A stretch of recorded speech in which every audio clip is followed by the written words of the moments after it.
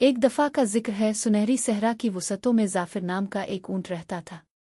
वो मजबूत और फ़ख्र से भरपूर था, जिसकी बड़ी कोहान इसे तपती धूप में जिंदा रहने में मदद देती थी। एक दिन वो रेत के टीलों के दरमियान एक नए नखलिस्तान तक पहुंचा, जहां इसे पानी के किनारे एक अजीब सा जानवर नजर आया। ये जराफा था, लंबी टंगों और एक लंबी गर्दन वाला जानवर जो आसमान को छूता था। जाफिर ने तजस्सुस के साथ उसके करीब जाकर पूछा, तुम यहाँ सहरा में क्या कर रहे हो? ये मेरा घर है, तुम यहाँ के नहीं हो।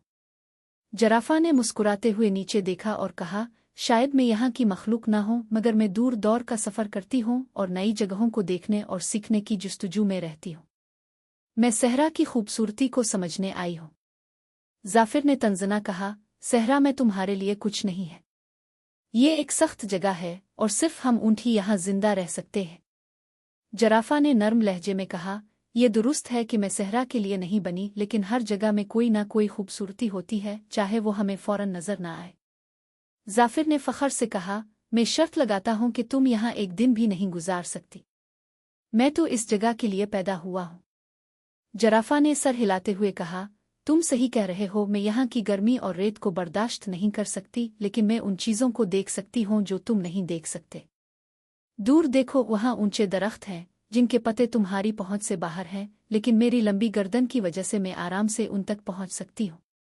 जाफिर ने दूर दरख्तों की तरफ देखा और सोचा कि इसने कभी उन दरख्तों पर गौर ही नहीं किया था। जराफा की ऊंचाई ने इसे एक नई नज़र दी थी जो जाफिर के लिए मुमकिन न थी। जाफिर ने तस्लीम किया, शायद सहरा में इससे ज्यादा है जो मैंने कभी सोचा था, और शायद तुम मुझे इसे मुख्तलिफ नज़र से देखना सिखा सकती हो। अगले चंद दिनों में जराफा ने जाफिर को सहरा में छुपे हुए सब्ज़े और सख्त माहौल में पोशीदा खूबसूरती देखने का तरीका सिखाया, और बदले में जाफिर ने जराफा को तवानाई बचाने और छुपे हुए पानी के ज़राए तलाश करने के हुनर सिखाए।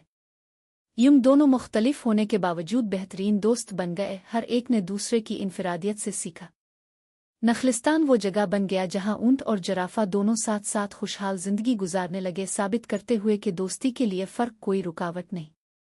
इखलाकी सबक, हर मखलूक की अपनी खुसूसियात होती हैं, और अगर हम एक दूसरे के फ़र्क को समझें तो हम मिलकर तरक्की कर सकते हैं।